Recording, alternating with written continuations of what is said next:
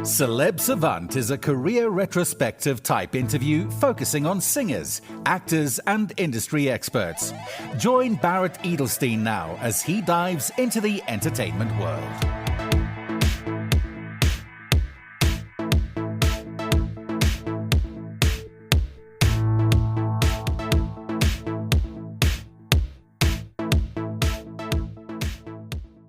South African bass Adam Howard, who's a conductor and owner of Howard Audios.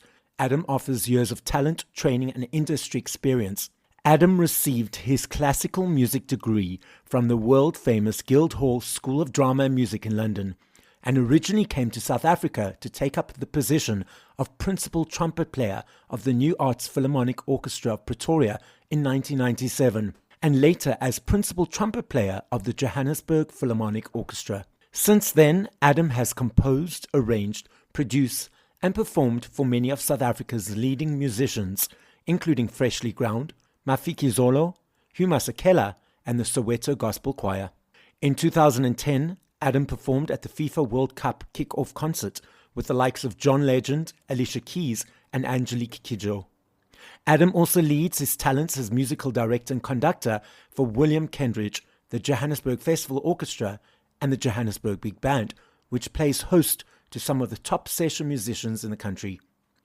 Adam's diverse career and talents gives him a holistic view of the industry that shines through in his work.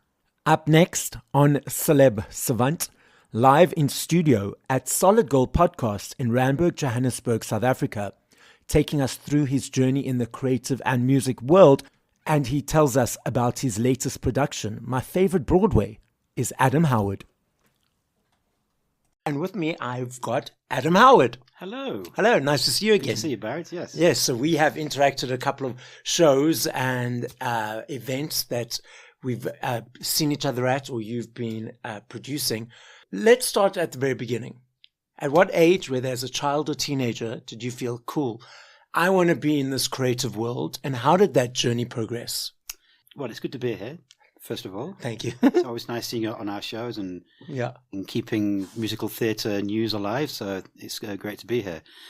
Look, it's all I've ever known. And when I say probably 2.5, 3 years old, it was quite evident to my parents that I was interested in music, just sounds and always hitting things. And we did have a little keyboard in the house. I started playing on that keyboard when I was about 3 or 4. I was born in a small little village near a town called Rochdale, near a city called Manchester. It's a very rural areas. And in each of these small villages was a brass band, or maybe 2. It's a big Northern England tradition, brass bands. So I used to hear these brass bands. By the age of 6, I'd started piano lessons. There was a piano teacher in the village, and thankfully she was an amazing teacher. I always say your first music teacher is so instrumental, pardon the pun. There's lots of stories of people's first music teachers just putting them off, but her name was Elaine Bailey, and she just gave me this gift of music straight away. I used to walk up to her house and have 2 piano lessons a week. By the age of 7, I'd been pestering my mother and father for a trumpet of some sort, because I used to see these brass bands playing. And there was a church organisation called the Church Lads and Church Girls Brigade. It's like the Boys Brigade, it's like the Scout movement. And they had a brass band as well. So by the age of 8, I think they tried to shut me up by giving me a bugle, which is a trumpet without valves. And they play fanfare music because there's no valves. You can't get in between some notes. By the age of 9, I'd progressed to the trumpet, started having lessons on that, playing in local brass bands. I saw a famous music school on TV being advertised. In fact, it was on a kids program called Blue Peter. I'm not sure you got this. I've heard of it. It's like a kid show. I have heard of it. And it was this amazing school where young children auditioned to get into this school. And if you got a place, the government would pay for all your fees. It was a boarding school and it was just music, music, music. And I said to my father, I said, I want to go to that school. He said, well, you better bloody practice. I practiced and I did 4 auditions and I got into this school. And that really was a massive trampoline into the music world. By 18, I was auditioning for music colleges in England. I got places to all the main colleges. I got a scholarship to the Guildhall School of Music and Drama at the Barbican Centre in London. Did my music degree. And at 22, my dream was to play first trumpet in orchestras around the world. I wanted to travel. I wanted to leave England by the time I was about 10 or 11 for some reason. I just wanted to see the world, and I thought that the trumpet could be that vehicle where I could travel and maybe play in orchestras. What is encompassed in a music degree? This was a Bachelor of Music degree with strong emphasis on trumpet playing. I would say about 65-70% of my final degree marks was my final recital, actually. So it's very geared towards classical trumpet playing. Mm-hmm. But as part of that degree, of course, it was, music theory, music composing, music arranging. I used to play in the jazz band there. I was told, no, it's going to ruin my embouchure, which is my lips, by a teacher, which was complete nonsense. So I was playing in this amazing big band. They had an electronic music studio. So I was one of 2 students out of 300 who chose to do electronic music because it wasn't really looked upon as, it was a MIDI studio. But I was very excited when I got into the studio because I could get all these musical ideas onto, it was tape in those days. It wasn't quarter-inch tape, it was DAT tape, it was digital tape. So that's where I got a big grounding. But as I left college, I just thought that was just all to just make me a better musician in general, but I wanted to be a trumpet player playing in orchestras. The day I left college, I got a call from a German orchestra. A long story short, the first trumpet player at that orchestra literally had walked out in a rehearsal. And there's a few friends of mine there, and they were going on a world tour in 5 days' time. They said, come over, there's 10 trumpet players auditioning. If you get the gig, you're going on a world tour for 3 months. And I got the gig. So the day I left college, I realized my dream. I got first trumpet in the Philharmonie der Nationen, which was an orchestra formed by Leonard Bernstein. And after his death, it lived on. And it was an orchestra of young people. And their motto was to spread the word of peace through the power of music. And we went all around the world playing for a year and a half. I played in that orchestra. And then I got a call from a friend in South Africa who just got a job at the State Theatre in Pretoria. I didn't even know where Pretoria was. I mean, I knew where South Africa was. I'm not like Donald Trump, So South Africa somewhere, But to cut a long story short, he said, look, it's a brand new orchestra at the State Theatre. It's the New Arts Philharmonic Orchestra of Pretoria, conducted by Maestro Gerard Korsten. Hey, Korsten's. Oh, okay, yes. An amazing musician. And it was a new orchestra, and at that time I was 24. At that time in my career, I was ready for a change, and I thought, what bigger change than to come to a different continent, to a different culture or different cultures, and come for 6 months. I signed a 6-month contract. I got the job, obviously, and I decided to stay here for 6 months and just to see what would happen. And I've been here every day since, and that was in 1997. Okay. So I think it's safe to say that I fell in love with South Africa from the word go, and I've never looked back. What does it mean to be a first trumpeter? In a symphony orchestra, you have different sections. You have strings, violins, violas, cellos, double basses. You've got woodwinds, flutes, oboes, clarinets, bassoons. You've got the brass section, which is trumpets, trombones, tuba, French horns. Then you've got the percussion section as well. Timpani, xylophones, anything that you hit. And usually you've got 2 to 3 to 4 trumpets in an orchestra. If you're playing Bruckner's symphonies or Tchaikovsky's symphonies, maybe 3-4 trumpets. And the first trumpet player plays all the solos, all the pearly bits, as we say, all the stuff that makes you shake. All the sort of, all the sort of quiet bits, all the high stuff. Star Wars, or all those, Superman, all those high themes, and you lead the section as well. So you're in charge of the section.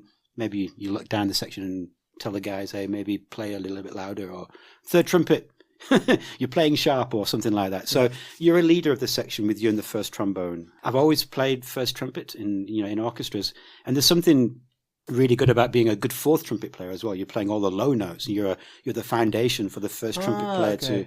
So it's like a football team. You've got the strikers, you've got the defenders, you've got the midfielders, Oh, wow. And we're all responsible for different parts of the symphonic puzzle, as I would say. So you said you always wanted to be the first trumpeter. Yes. So it's my ego. The idea of actually doing it and then doing it, were there any things that surprised you about being it and doing it that you didn't realize would be part of it before actually doing it? Growing up, having trumpet players, having trumpet teachers, I always seem to have first trumpet teachers, like first trumpet playing teachers. And they were my idols as well. I mean, as a young musician, if you respect your teacher, you want to do everything that he or she does, musically. So I just molded myself on one or two of my trumpet teachers. And I suppose it's being able to handle the stress of being in that position as well. I mean, as I say, you're playing all the solos, and I quite like that as well. I don't like just fitting in the background, I like to... I like to play the solos. I always have done that. I've always liked the pressure in a way. I like when it's concert night. I like it when it's game, like game night. So, and I think only a few people can really do that. Where you have to play the solos and lead the section. And I thrive in that sort of situation. So you were here for 6 months and decided to stay. Yes. You were part of the orchestra at the State Theatre. What are the next steps of your journey in South Africa? In 2000, so I mean, I was doing that job now for about 3 years, but I was on a salary. So I mean, that's all I could really do. I used to do a few extra bits of work, but the salary was good in those days, I would say. So you get very used to the job, But in 2000, the whole of the State Theatre was retrenched overnight. Opera department, the orchestra, ballet. The funding was cut by the government in 2000. So that was probably one of the worst days of my life. But looking back now in hindsight, it was probably one of the best days of my life, because a lot of musicians actually left the country to find other work, because you need governments funding orchestras. And I could see why in 2000 the Department of Arts and Culture maybe stopped the funding of the arts at the State Theatre. It's a long and complex story, but I looked at my financial situation and my new wife, Belinda, who's now a producer at Howard Events, which we'll go into later. And I said to her, look, we've been retrenched. What's my Provident Fund payout? Okay, so we worked out, in those days, we had about 60,000 rands. I'm British, my wife's Australian. And I said, look, I think I want to stay in South Africa for a bit, but, I've got no job now. So we found out what a one-way ticket each to Australia would be, because that would be our next port of call, I would say.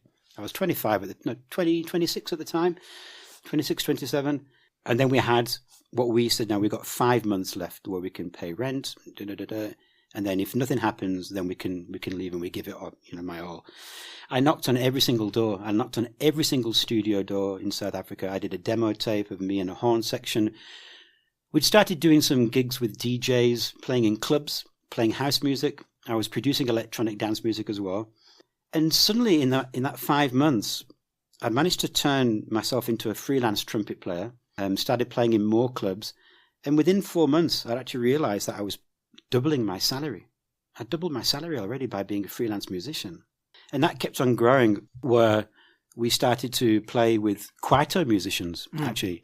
I say that kwaito music actually turned me into the musician that I am today. And people think, what? Because we were playing with top kwaito guys like TKZ, Brothers of Peace, Mafika Zolo, Tandiswa Mazwai, Bongo Maffin, and jazz musicians saw us playing with these guys. So Tembra Mkhize or Bongeni Ngema, Joyous Celebration. We crossed over into all walks of musical life. And being a businessman and entrepreneur, I used these networking exercises, or, playing, like you play with a band, you go on tour, you're talking to musicians. Yeah.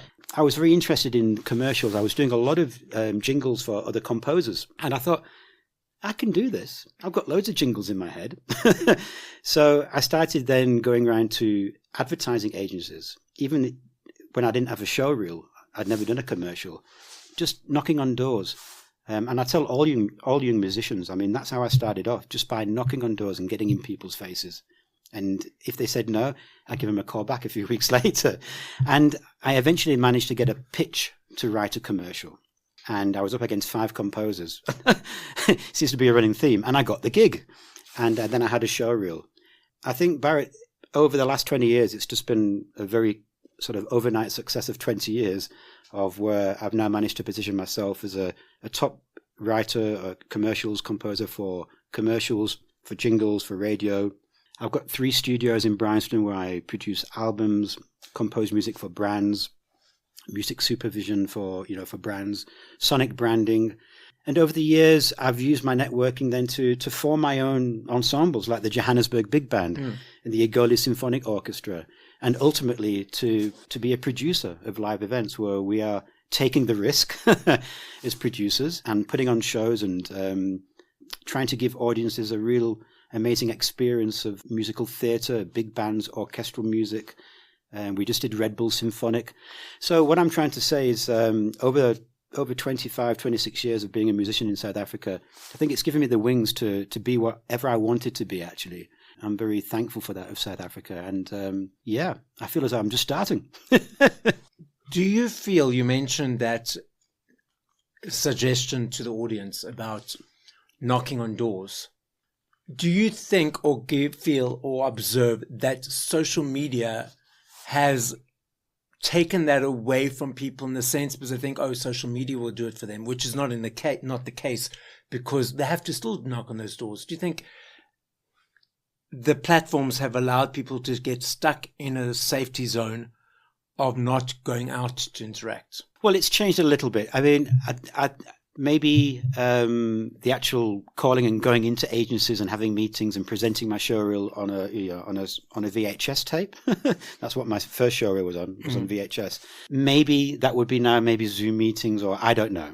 But agencies are still open for musicians to call them and to present. I mean, they always like people to present their creative ideas. But times have changed, so a lot of that now is digital. Social media, it's very important. I mean, I've actually got a social media team behind myself and Howard Audio and Howard Events and Johannesburg Big Band and all the things, because about a year and a half ago, it just got too much for me personally as well.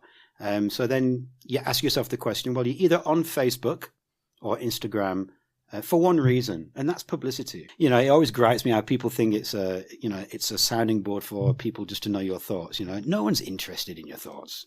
I mean, really, you can ask experts for that, if you really want to. So, but people use social media for different things. I use it for marketing, pure, selfless, shameless self-publicity. If you look down my timeline, you'll see no personal post of mine of what I think about a political situation. Yeah, the same, yeah. Or my thoughts on how people should live their lives, or what God they should follow, if any. Or a picture of your fruit salad in the morning. Yeah, or there's no pictures of my kids. I realize that social media is very important for me. It's very important for people to know what we're doing as a company as well. And what better way to do that with social media? And that's what it's for, surely. What does it mean to create a jingle for an advertising campaign, for a brand? How does it work? Well, I'll be briefed by the agency. For example, let me just think of the latest one I've just done now for South African tourism. The brief was that they'd like me to work with Vusi Maklasela, who had done a previous campaign. I know Vusi. They wanted me to bring his ideas to life in studio. Every gig's different, by the way. So me and Vusi spent a few days creating a piece. We recorded it. We've got picture in front of us, by the way. So we've got the visuals for inspiration. And SA Tourism, I mean, it's a beautiful brand to come for. So, I mean, I've been fortunate enough to do many global campaigns. So basically, as people, as tourists are landing, they look at this SA Tourism commercial, so, and I've actually landed a few times where it's my music. Oh, wow. I mean, writing music for a place that I love, it's, what a gig. Sometimes it might be MAC washing powder comes in. They say, look, we want original music. So that's why they're talking to me. And we've got an idea. We like this piece of music. So they play me a piece of music. It might be Dixieland. But we want to have brass in it, or, so they give me some ideas. And I think, okay. And they give me some lyrical ideas. And then I'll turn that into a piece of music, present it to them. They might not like it. Happens all the time. Or they might like it with some changes. Get musicians recorded, get the right vocalists recorded. Sometimes they don't have the money to pay for original music. So they might want library music. Yes. And I know that you guys know what library music is, production music, where you've got a library that I subscribe to, millions of tracks, and we license for a fraction of the price of what original music would. But the downfall for that is another company, like the post office, could use that. FMB could use that. And there could be two pieces of music on the radio at the same time. Yeah. So every gig is different. Yeah, every gig is different. Sometimes I might ask to be to re-record a piece of existing music. So they license a piece of music, maybe Pitbull, Fireball, for example. Yes. But they can't afford the recording rights, but they've got the publishing rights to re-record it. It can't sound like the original, but then I can record Fireball with a string quartet, for example. So they pay for the licensing, and then they pay for me to record it. So there's many different ways of how a composer works for advertising agencies. You started the Johannesburg Big Band, and now the Egoli Philharmonic Orchestra. Egoli Symphonic Orchestra. Symphonic Orchestra. Yes. What is the difference between the two? The Johannesburg Big Band I formed back in about 2011. And a big band isn't just a band that's big, although it is. It's a jazz orchestra sometimes, jazz band. It's those bands that you see with Frank Sinatra, Michael Bublé, Robbie Williams. It's got 4 trumpets, 4 trombones, 5 saxes. So that's your horn section. And then you've got a rhythm section, drums, piano, bass, guitar, maybe percussion as well. And that's a big band. That's like a jazz big band. So I know that you've been to see many of our shows where it's the music of Frank Sinatra, it's the music of Las Vegas, Michael Bublé, Robbie Williams, and everybody in between, Glenn Miller.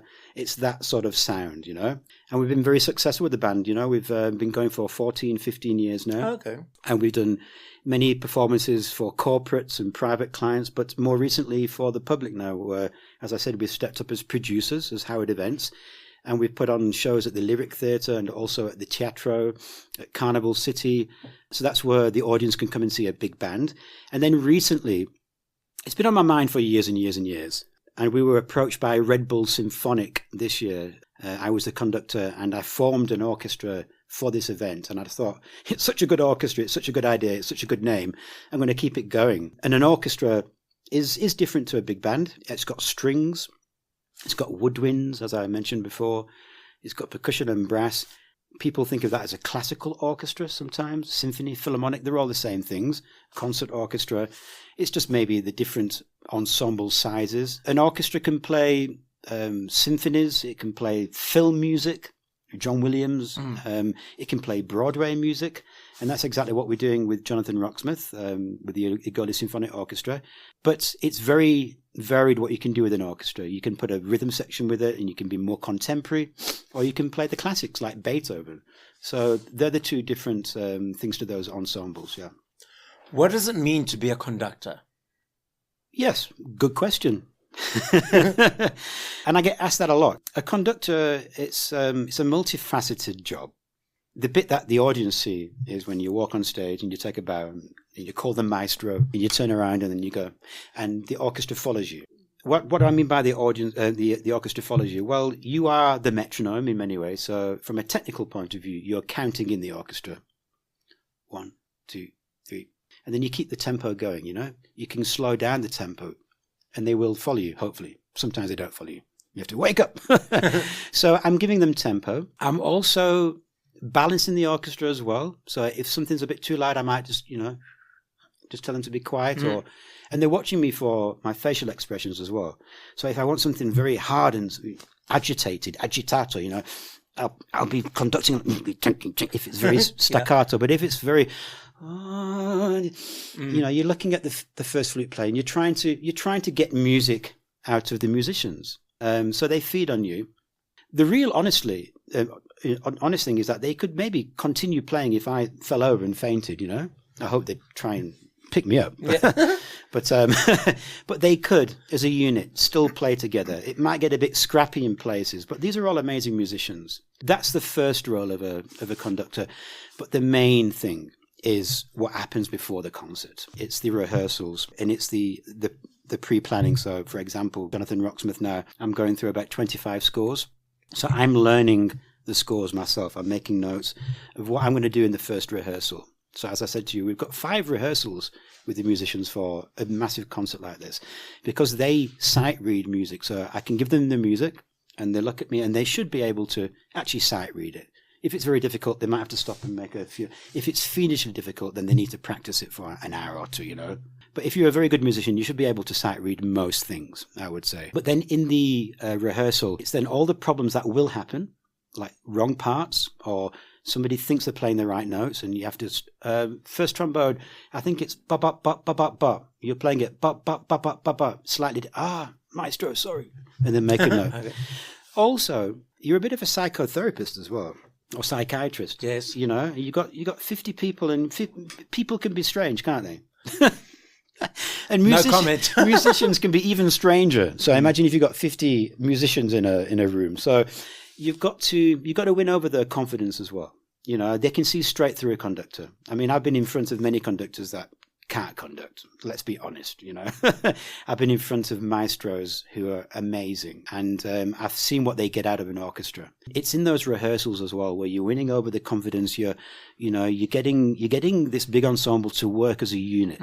Because I always say the rehearsal is the conductors and the gig is the players. You've got to have that trust, so you know exactly, you've got everything that you've rehearsed. That's the role of a conductor. What's the difference between conducting a Johannesburg big band compared to the Egoli Symphonic Orchestra? It's the same, but it's not. So a big band, I would say, is a bit more relaxed in what goes on stage. You know, you see me conduct the big band before. You know, I can turn around to the audience. I can stop conducting for a bit because I've got Rob Watson playing the drums. You know, you don't have to give everything. A baton I usually use with a conductor. A baton I don't use with a big band. It just gets in the way for me a little bit. You know, I want to dance a little bit. You know. Yeah. I could dance if I wanted to, conducting a Beethoven symphony, but it's maybe not the right place to.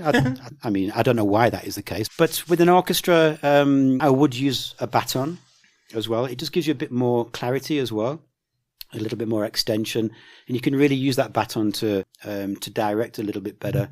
I think it's a little bit more, I hate saying this word, but a little bit more serious in nature as well.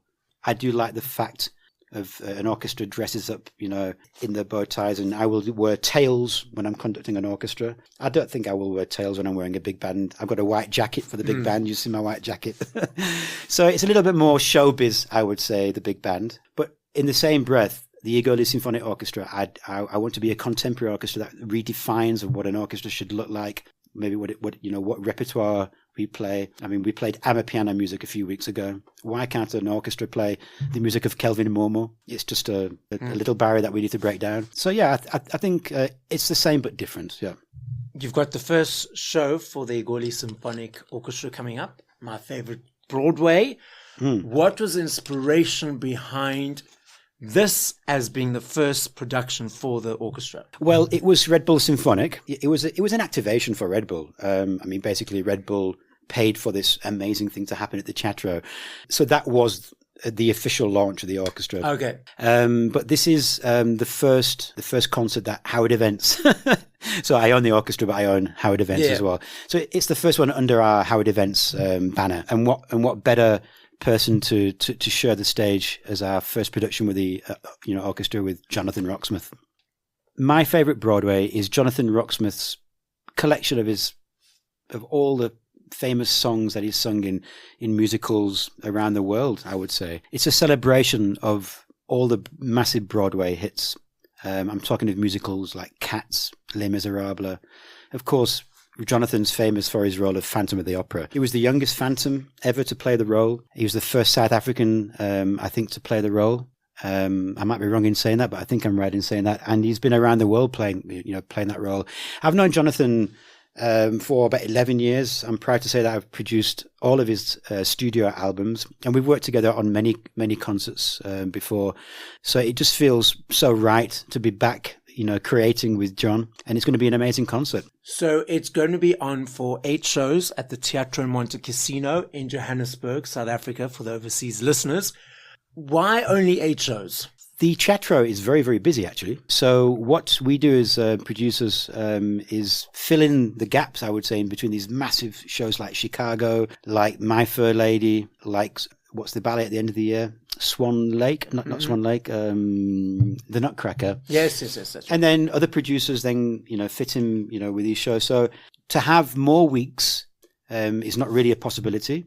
And we find that a 2-week model for our shows is just right. It would be great to do a 1-month run of a big band show, but I don't think we're quite there yet. We've been very fortunate to have amazing audiences for, other shows. It always is a 2-week, like a 2-weekend run. What I like about these 2-weekend runs is word of mouth is so important. I mean, after that first weekend, people talk, and, the media have been there as yourself. And we do see a massive spike in that week of people wanting to go and see the show because other people have seen the show. So yes, that's why we do the 8 shows. Yeah, and we just feel it's the right sort of business fit for our model. The big band show, this type of shows, they're quite new for the South African audiences.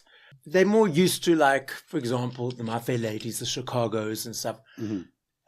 Did you find when you first decided to create or produce these shows, there was a sort of a barrier of perception of the audiences to come through and be open to it? Yeah.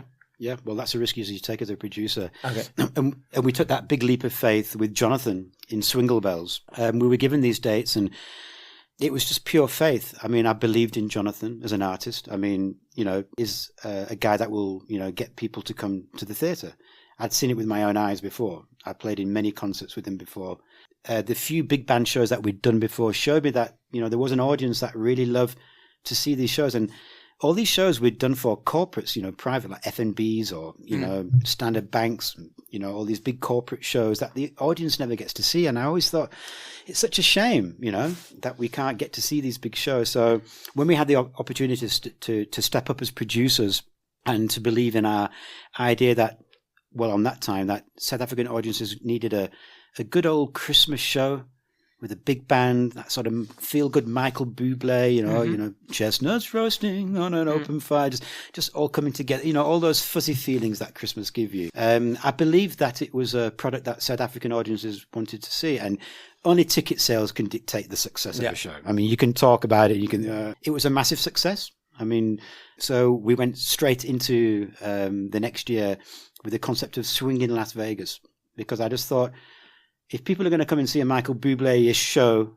Christmas show, then surely they'd come and see Frank Sinatra's. But it was a leap of faith. And again, people came out in the thousands. I'm talking about maybe 14,000 people seeing Swing in Las Vegas, which is great. As a producer, then, it's a good concept. And then, of course, we went on to do Swing in Las Vegas this year as well. Again, that was a success. And I'm thrilled to say that ticket sales are flying for Jonathan Roxmouth as well. See, I always believe that other productions like Chicago, My Fair Lady, they draw people to the theatre. So if they're successful, then other producers can be successful. And if we're successful, then people want to go and see it. So it's very, it's cyclical, yeah, exactly. And I think it's just great to see. I mean, Monty's flying now. Monte Casino, the Teatro. People going out every weekend to see different shows, different demographics. I mean, we had Kelvin Momo's audience the last week or last month, and we're going to have Jonathan Roxmouth's audience there, and it's all with the same production team. It's great to see. It really is great to see people coming out to see live music.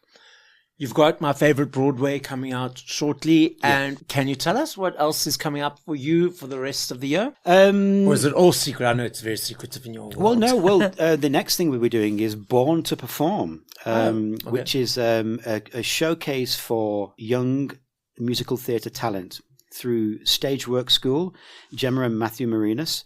And it's happening at the Teatro, Monte Casino. We're doing 4 performances in September. And it really is showcasing the best of young theatre talent. I mean, these kids go on to Lambton, a lot of the ex-students now around the world, working on the West End as well. So it really is an amazing showcase as well. So that's another production. We've got some more things lined up that I can't talk to you about, but that's just for the production. I mean, we're busy in the studio now doing some film work. We're busy working on an amazing documentary as well, which I can't talk to you about as well. And just lots of commercials in the studio. As I say, we've got 3 studios, so we're always busy. People say, how do you do it all? I said, well, I've got a great team around me. So, it isn't just me. But we're all now in My Favourite Broadway show mode. Our opening night is the 25th of July, and we're doing 4 performances that weekend, Friday evening, Saturday afternoon, Saturday evening, and the same on Sunday. The Saturday shows are at 3 o'clock and at 7:30. And then the next weekend, the 1st of August to Sunday, the 3rd of August as well. It's the same thing. So we're doing 8 shows. And as I say, it's with a 32-piece Igoli Symphonic Orchestra conducted by myself. And it's just, Jonathan, I wish I could tell you some of the things that are happening. It's gonna be showcasing Jonathan at his very best and singing playing the piano. He's done all the arrangements for the orchestra. It's been amazing working with him. And we've got an amazing team behind us as well. We've got multimedia, putting the sound and lights in. And as you know, Howard Events, we go over the top. As a production company, we could actually make a lot more money by not putting all the bells and whistles on stage. But that's our mandate to the audiences, is that we want to put the very best shows on. And that's the best sound systems, the best lighting, the best crew, the best creative team, in town. We've got the very best around us, and the musicians on stage are the very best. And so it's going to be amazing to see. Well, we're calling it a homecoming for Jonathan, because he's been on the road since before lockdown, actually. He's come back and done some smaller gigs at the Peter Turin Theatre with his one-man shows. But it's going to be amazing to see him coming back to the theatre, which I think he was born to be on, actually. Yeah. And as you've seen Jonathan in action, he's an amazing talent. So you've given us all the info and all the inspiration to be there. So as a final message to the listening audience, what would you like to say? Buy tickets for my Favourite Broadway. That's the first thing. Yes. I would just say, well, thank you for listening to me. That's my story. I love South Africa. I love being a musician. I love being a musician in South Africa. And I love performing. My dream now for the future is to really start to present some more live events with the Igoli Symphonic Orchestra and with the Johannesburg Big Band. That's very much in the planning now, and just to keep growing as a musician. And I would say to the audience, keep supporting South African music and theatre. It's an amazing industry. Thank you for listening to this episode of Celeb Savant. Please follow Barrett on TikTok, Instagram, YouTube, and Facebook at Celeb Savant. That's CelebSavant.